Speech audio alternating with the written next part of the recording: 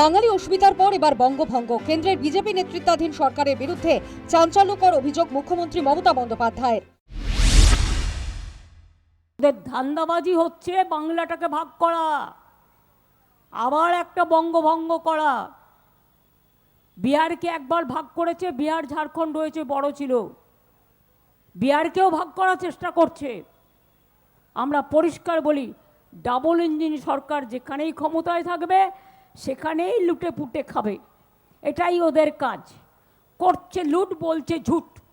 বঙ্গভঙ্গ করবেন, আগে অ্যাবস্টেন্ট সামলান, তারপর বঙ্গভঙ্গ করবেন। নীতিগতভাবে বিজেপি ছোট রাজ্যের পক্ষে হওয়ায় মুখ্যমন্ত্রীর এমন অভিযোগ যে রাজ্য রাজনীতিতে রীতিমতো চাঞ্চল্য তৈরি করবে তার বলার অপেক্ষা রাখে না। তবে সামাজিক মাধ্যমে ভাইরাল বঙ্গভঙ্গের পরিকল্পনার কোনো সারবত্তা নেই বলে সাফ জানিয়ে দিয়েছে কেন্দ্র। অভিযোগ নস্যাৎ করে তীব্র আক্রমণ শানিয়েছে গেরুয়া শিবির।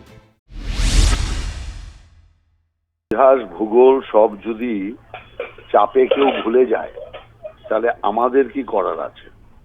বঙ্গভঙ্গ যখন হয়েছিল, বিহার বাংলা ভাগ, তখন বিজেপি ছিল না। 2 নম্বর বিষয় হচ্ছে বিজেপি বঙ্গকে ভাগ করতে চায় না, উল্টে ওরা পশ্চিমবঙ্গকে পশ্চিম বাংলাদেশ বানাতে চায়। আর বিজেপি যে বাংলার গৌরব ছিল শিক্ষা, সংস্কৃতি, শিল্প, পরিকাঠামোয়, স্বাস্থ্য ব্যবস্থায়, সেই গৌরব আজকে একদম ধুলোয় মিশিয়ে দিয়েছে সিপিএম আর তৃণমূল কংগ্রেস। এই অধঃপতন যেটা বাংলার হয়েছে তাকে আবার পুনর্জাগরণ করে সোনার বাংলা তৈরি করার জন্য বিজেপির যে প্রতিজ্ঞা, সেই প্রতিজ্ঞা ডবল ইঞ্জিন সরকারের মাধ্যমেই এবার পূরণ হবে। রাজনৈতিক মহল মনে করছে রাজ্যবাসী যে বাংলা ভাগ মেনে নেবে না তা ভালো মতোই জানা মুখ্যমন্ত্রীর। ভোটের মুখে এমন অভিযোগ নির্বাচনের হাওয়া ঘুরিয়েও দিতে পারে।